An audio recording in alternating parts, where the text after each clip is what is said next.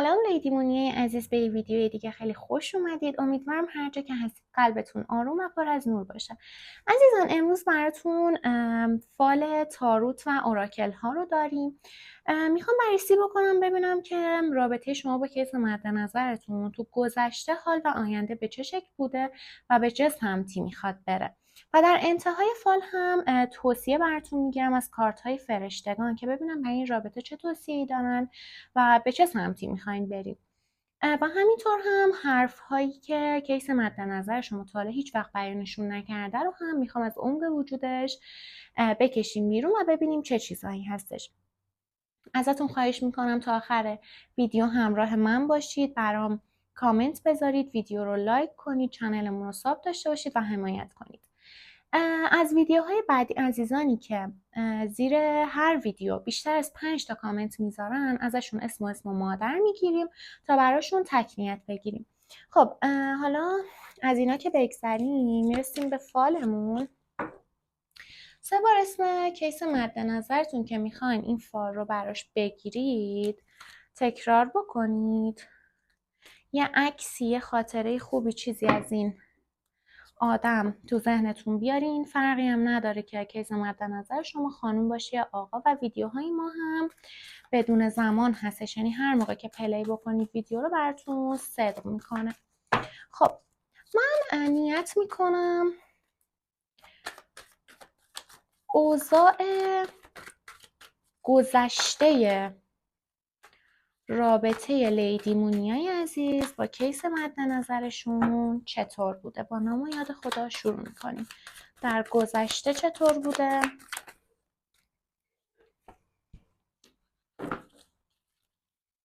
در حال چطور هستش؟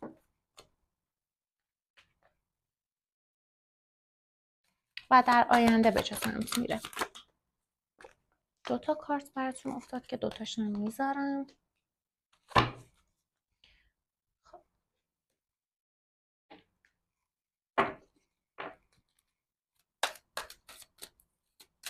میخوام بدونم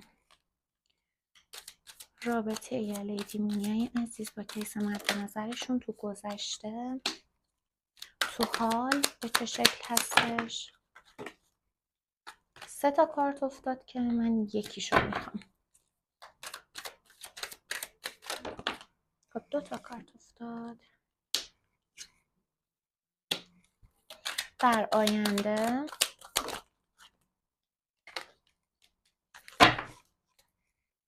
خیلی هم عالی.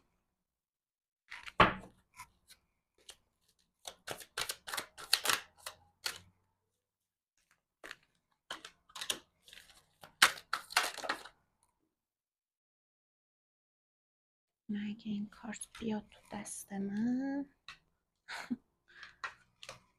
بله. تو آینده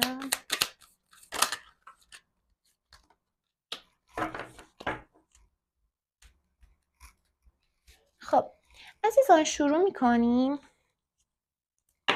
قسمتی که گذشته ارتباط شما رو داره نشون میده، کیس مد نظر شما کسی هستش که خیلی الکی تصمیم نمیگیره. حالا چه در رابطه با شما چه در رابطه با زندگیش کسی نیست که بخواد مثلا همینجور الکی و بچگونه تصمیم بگیره. شاید تو رفتارهایی باشه، کارهایی باشه که شما فکر کنید که این آدم هنوز به بلوغ کافی نرسیده در رابطه با مسائل احساسی، ولی خب این آدمی هستش که کلاً دوست داره تصمیمی که میگیره پشتش شفاف سازی اتفاق بیفته. یعنی مثلا کامل چشمش باز باشه رو مسائل، بعد بخواد تصمیم بگیره. این آدم با همین خصوصیات تو رابطه با شما بوده تو گذشته و اینطوری بوده که من خودم آدمی هستم که مثلا بدون شما زندگی خودم رو دارم، شغل خودم رو دارم، مثلا اقتدار خودم رو دارم و خیلی سریع میتونم با خواست خودم، یعنی قدرت اینو دارم که نفوذ بکنم به قلب و روح این آدم، یعنی قلب و روح شما. اینو فکر میکرده تو گذشته و آدمی بوده که حالا امکان داره شما رابطه داشتین که رابطه مخفی بوده با این آدم. رابطه بوده که دو طرف یا خود این آدم میترسیده که بخواد راجع به مسائلی که اتفاق میفته تو این رابطه بخواد صحبت بکنه با کسی. و این کیس مد نظر شما تو این کارت داره به ما میگه که از یک خیانت، از یک حسادت، از یک رقیبی میترسیده تو این رابطه.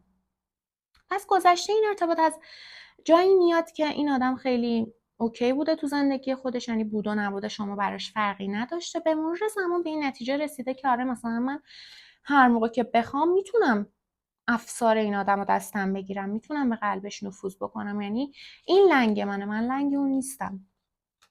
بعد میترسید از صحبت کردن راجع به شما تو جمع‌هایی که اصلا از شما سوال میشده، از شما اصلا حرف میشده، این اصلا چیزی نمیگفته، اینطوری سکوت میکرد و اینا.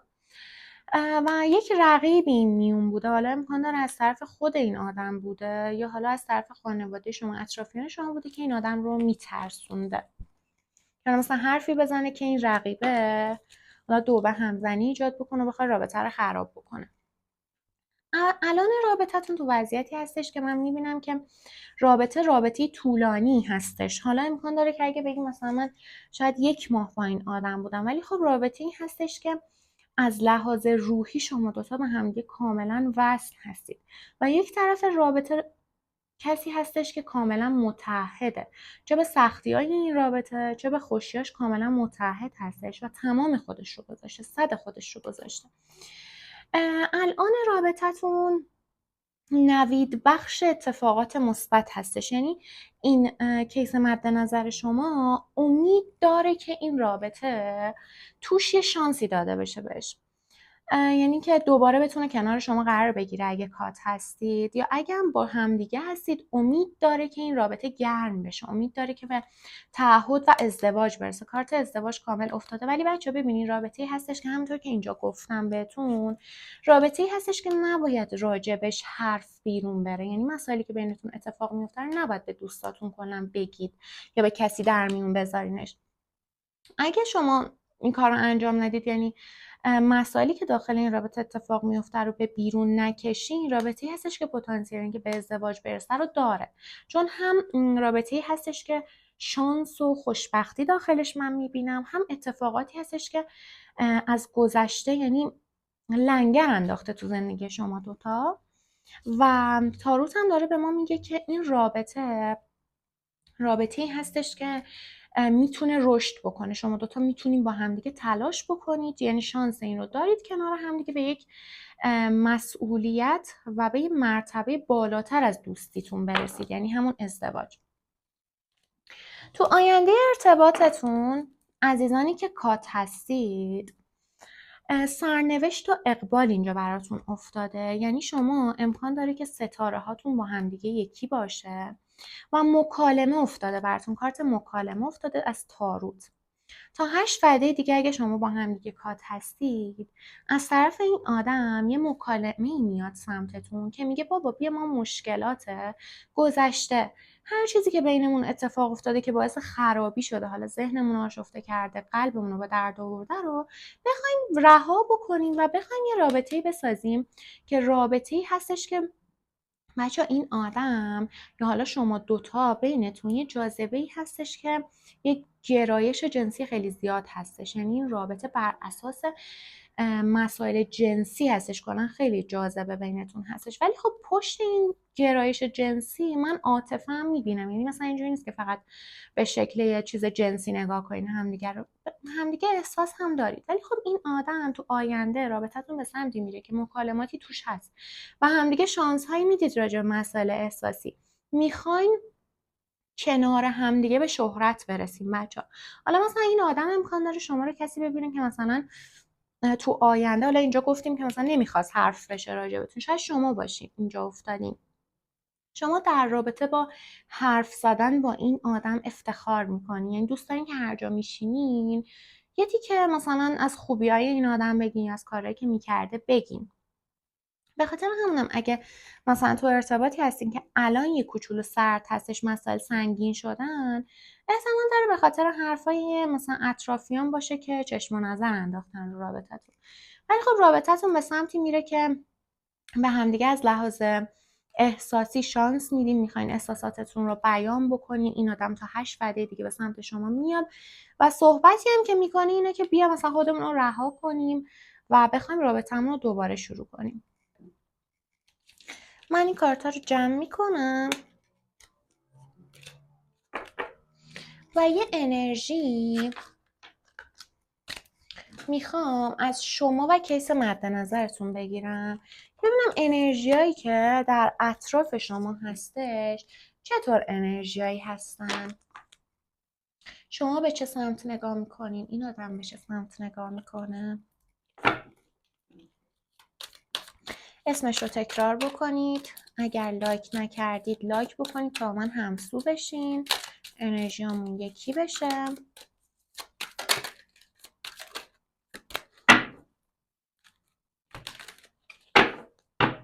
خب ببینیم که تو چه انرژیایی هستین شما با هم دیگه. خب شما افتادین.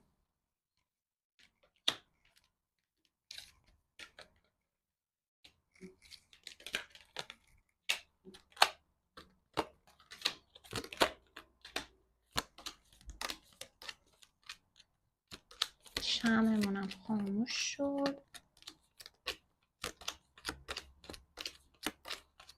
ببینیم کیس مد نظرتون کجاست.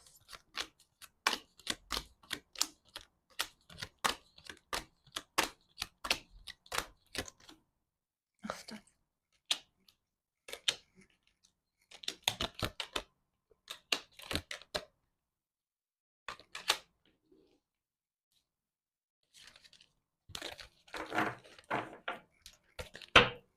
خب امیدوارم که کارتا بیفته، ولی خب من میارم بالا بهتون نشون میدم.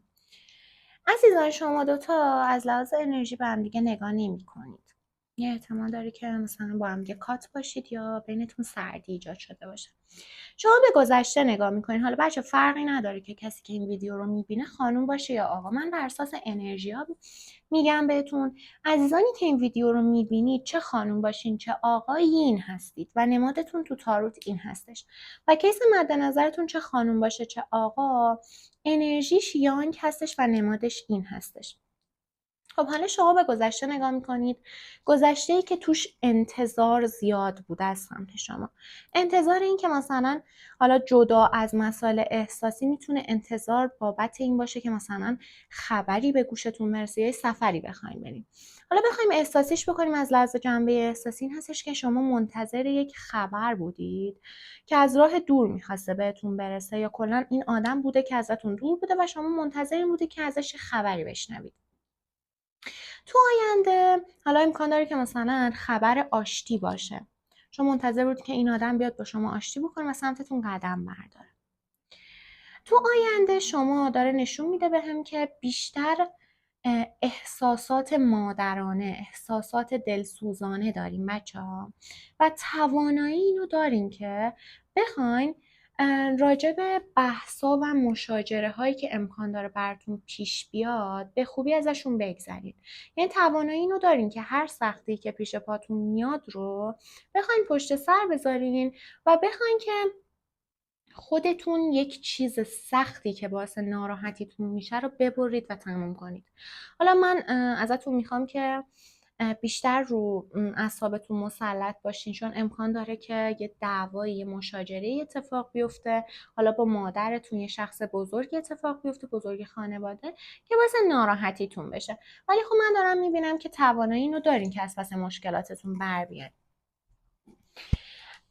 حالا این آدم از گذشته میاد که راجع به خانواده‌اش، راجع به خونه و زندگیش و مسئله کاری مالیش تو ثبات نبوده. یعنی دو دل بوده، این که مثلا این کار رو شروع بکنم این کار رو شروع نکنم، یا مثلا به خانوادم بگم شما رو نگم به شما، مثلا به خانوادم، یا مثلا این کار رو جدی بکنم یا مثلا جدی نکنم. کلا احساساتش جوری بوده که مثلا دو دل و دو راه بوده. ولی خب تو آینده داره به سمتی میره که موفقیت‌های کاری مالی براش اتفاق میفته. یعنی زندگیشو تصمیم گرفته که زندگیشو به شانس بسپره. یعنی میگه که هر چی که مثلا خدا و یونیورس برام میخواد رقم بزنه من اوکی ام، مثلا صحبتی ندارم، همین که هست، مثلا اینجوری. ولی خب انرژی بین شما، بخوایم این 4 تا کارت رو در نظر بگیریم که بین شماست، این آدم نسبت به شما، نسبت به اینکه بخواد رابطه شما رو جدی بکنه، خانوادگی و رسمیش بکنه، خیلی دو دل و دو راه هستش و همین هم باعث میشه که شما یه حالتی خشم بهتون دست بده، یه حالت اینجوری باشه که مثلا منو دست انداخته، چرا مثلا منو تو هوا نگه داشته، چرا مثلا یه ثبات رفتاری نداره. این رفتار این آدم میخواد باعث بشه که شما ناراحت بشید و بخواین فکرتون مشغول بشه، ولی خب تهش دوباره به این نتیجه میرسید که بخواین با این آدم مثلا مراعات بکنین، مراعات حالش رو بکنین. حالا مسائل مالیش اگه اوکی نیست، شما با خودتون میگین که مثلا خب این مسئله مالیش براش مشکل هستش، منم یه مشکل رو مشکلاش نیام. اینجوری این شما این محبت مادرانه رو از طرف شما داره این شخص کاملا درک میکنه و میبینه که شما درکش میکنید و کنارش هستید. حالا من بیشتر کارت میکشم تا ببینم شما انرژی اطرافتون چطور هستش.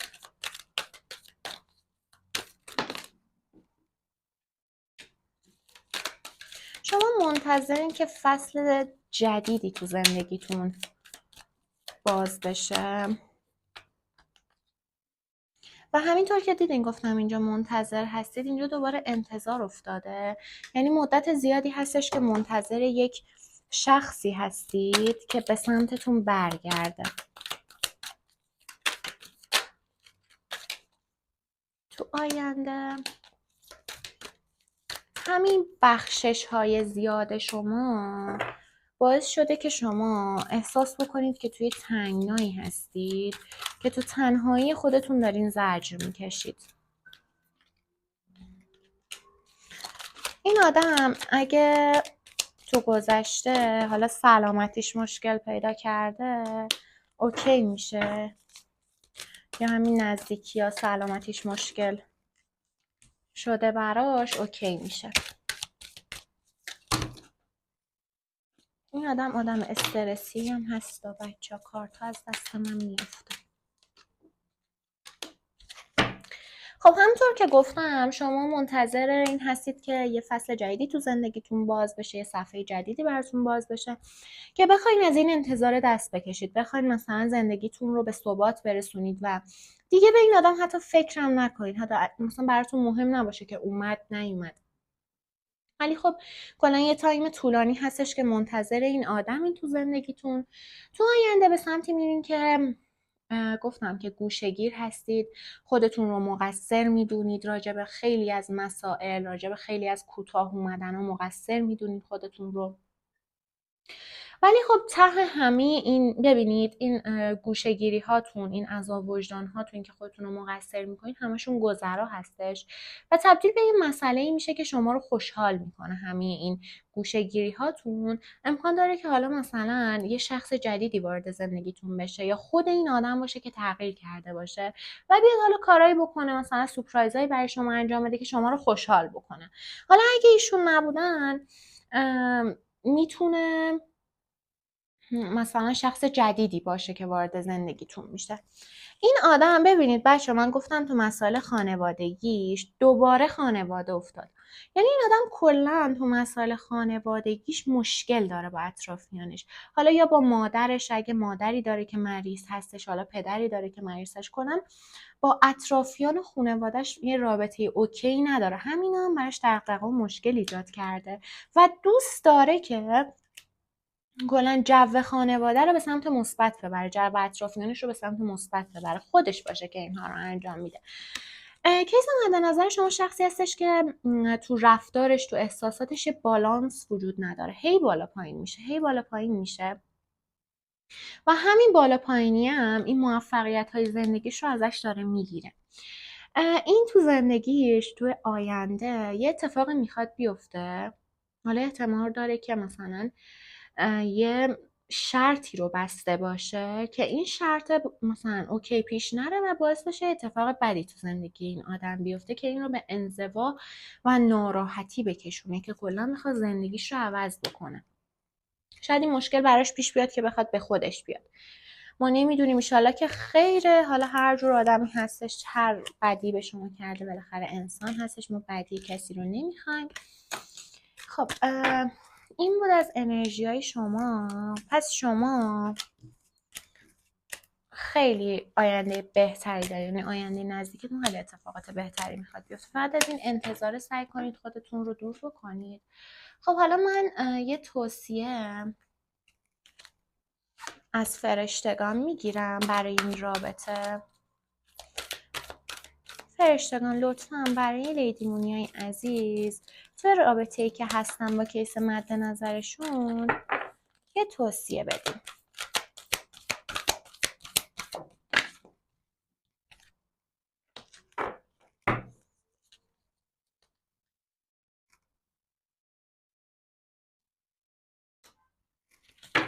خب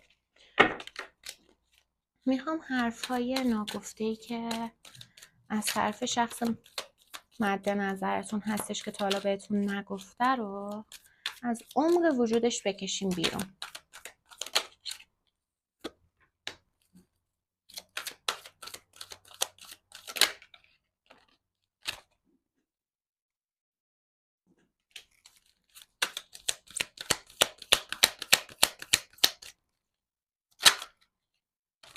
دو تا کارت اومد، برش میدارم.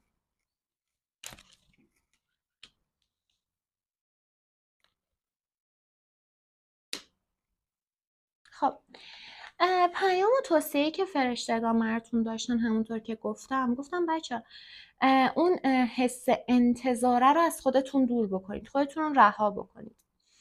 این فرشته‌مون پیامش این هستش که روح خودتون رو رها بکنید، استعدادهای خودتون رو بشناسید و نمایان بکنید.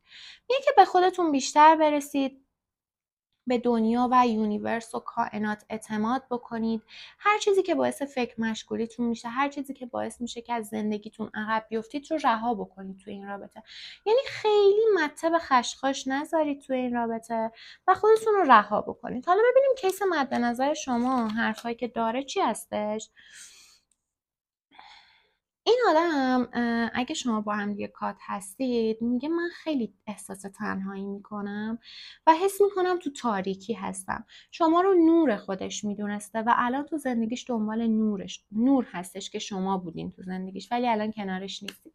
میگه خیلی دیره که من بخوام دوباره رابطه با تو رو اوکی بکنم، چون من حرکت کردم به سمت تو ولی چیزی عایدم نشد، نتونستم رابطه رو دوباره بسازم. میگه برای من خیلی سخت شده که بتونم از پس این خاموشی بزرگی که تو زندگیم اتفاق افتاده بعد از رفتن تو بخوام بر بیام. پس اینجا احساس تنهایی و تاریکی میکرده، اینجا هم دوباره براش خیلی سخت شده که بخواد از پس مشکلاتش به تنهایی بر بیاد و تو این تاریکی بمونه. میگه بعد از رفتن تو یه حفره بزرگ تو قلبم هستش که نمیتونم با هر کسی پرش کنم و فقط تو رو میخوام. یعنی نور زندگی من، الهام بخش من تو بودی تو زندگی و فقط تو رو میخوام. امیدوارم که براتون بهترین ها پیش بیاد بچه ها. همونطور که فرشتگان گفتن خودتون رو آزاد بکنید، به خودتون بیشتر برسید، استعدادهای خودتون رو سعی کنید که شکوفا بکنید. این آدم هم اگه تو صلاح و مصلحت شما باشه به سمت شما برمیگرده، همونطور که تو تاروت دیدیم تا 8 وعده دیگه به سمت شما برمیگرده. ولی خب تا این تایم لطفا خودتون رو آروم بکنید و مته به خشخاش نذارید. امیدوارم که خوشتون اومده باشه، براتون بهترین ها رو میخوام. خدا نگهدار.